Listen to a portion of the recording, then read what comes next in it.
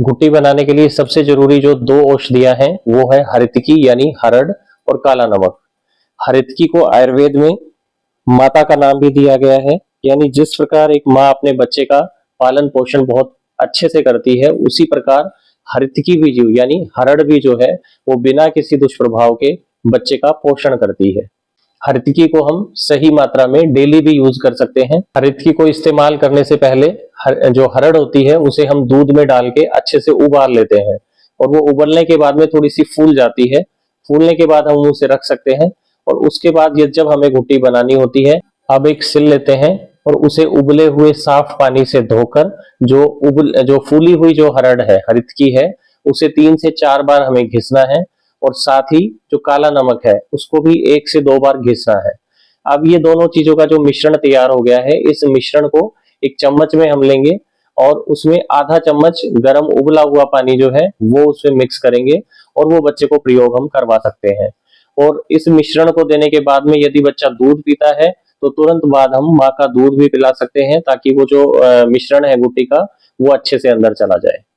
और यदि बच्चे को सर्दी है या फिर खांसी जुकाम है, तो ये जो हरितकी और काला नमक का जो मिश्रण है, इसके साथ ही हम जायफल नाम की एक आयुर्वेदिक औषधि होती है, उसको भी धोकर और 1 से 2 बार उसको घिसकर उस मिश्रण में हम मिक्स करके बच्चे को दे सकते हैं। ये जो घुट्टी का मिश्रण मैंने बताया है, इसका प्रयोग करने से बच्चों को